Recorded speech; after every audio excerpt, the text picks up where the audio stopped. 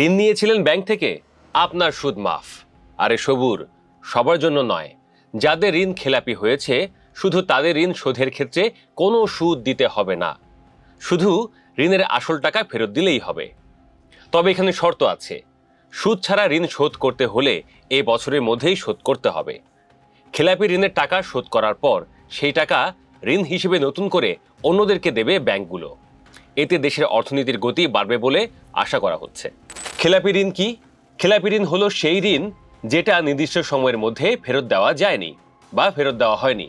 তো খেলাপি ঋণের টাকা আদায়ের একটি নির্দেশনা বাংলাদেশ ব্যাংক জারি করেছে এবং এর মধ্যে দেশের সব তফসিলি ব্যাংকে পাঠানো হয়েছে এই নির্দেশনা। ব্যাংক সংশ্লিষ্টরা মনে করছেন, বিশেষ এই সুবিধার ফলে সরকারি বেসরকারি সব ব্যাংক তাদের খেলাপি ঋণের বড় একটি অংশ আদায় করতে সক্ষম হবে। অর্থনীতিবিদরা বলছেন, খেলাপি ঋণ আদায়ের যে কৌশল সরকার নিয়েছে সেটার সফলতা নির্ভর করছে ঠিকঠাক বাস্তবায়নের উপর। ঠিকই তো দর্শক, অর্থনীতিবিদরা তো ভুল কথা বলেননি। তাদের মতে সরকারকে নিশ্চিত করতে হবে যেন এই সুযোগ সুবিধার ফাঁক দিয়ে রাজনৈতিক প্রভাব না খাটানো হয়। তেমন হলে অনেকেই অন্যায়ভাবে তাদের ঋণের সুদ মাফের সুবিধা নেবে। একই সঙ্গে এই বার্তাও সরকারকে দিতে হবে যে এরকম সুযোগ পরে আর দেওয়া হবে না এবং নির্ধারিত সময়ের মধ্যে খেলাপি ঋণ শোধ না করলে অবশ্যই শাস্তি পেতে হবে। তবে সরকারের এই উদ্যোগকে হতাশাব্যঞ্জক বলছেন ব্যবসায়ীরা। তারা হতাশ, কারণ হিসেবে তারা বলছেন, যারা সঠিক সময়ের মধ্যে ঋণের টাকা শোধ করছেন তাদের কাছ থেকে তো ঠিকই সুদের পুরো টাকাটা আদায় করা হচ্ছে, অথচ যারা শোধ করছেন না ঠিকমতো তাদেরকে জরিমানা করার বদলে উল্টো সুদ মাফ করে দেওয়া হচ্ছে। প্রিয় দর্শক, আমরা দেশ বিদেশে অর্থনীতির গুরুত্বপূর্ণ সব খবর দ্য ওয়েভ মানির মাধ্যমে আপনাদেরকে জানাচ্ছি। আপনারা কমেন্ট ও রেট করে আমাদের সঙ্গে থাকুন। খেলাপি ঋণ সুদ ছাড়া ফেরত দিতে চাইলে কিছু শর্ত মানার কথা শুরুতে বলেছিলাম। শর্ত আরও আছে। এ ধরনের সুযোগ সুবিধা পাওয়ার আরও শর্ত হলো, যাদের ঋণ খেলাপি হয়েছে তাদের অতীতের সকল ঋণ বা আর্থিক দায় একবারে শোধ করতে হবে। আর সেটি নিশ্চিত করতে পারলে ঋণ গ্রহীতার ওপর থেকে সব ধরনের সুদ মাফ করা যাবে। তহবিল খরচ হচ্ছে একটি ব্যাংকের সেই খরচ যা ঋণ দেওয়ার জন্য সংগ্রহ করা টাকার বিপরীতে খরচ হয়। তবে কিছু শর্ত শিথিল করা হয়েছে, যেমন এই সুযোগ সুবিধা পাওয়ার ক্ষেত্রে কৃষক থেকে শুরু করে শিল্পপতি পর্যন্ত সবার জন্যই সমান সুযোগ থাকবে।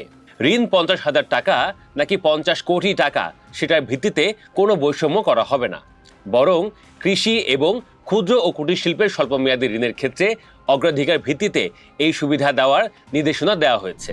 এবার আবারও সরকারের এই উদ্যোগের সফলতা নিয়ে আমরা একটু লেখাপড়া করব। চলুন দর্শক। বাংলাদেশ ব্যাংকের হিসেবে দেশে বর্তমানে খেলাপি ঋণের পরিমাণ বেড়ে প্রায় 5,88,704 কোটি টাকা দাঁড়িয়েছে। ভাবতে পারেন দর্শক, বিপুল পরিমাণ এই অর্থের প্রায় পুরোটাই নানান অনিয়ম দুর্নীতির মাধ্যমে দেওয়া হয়েছে।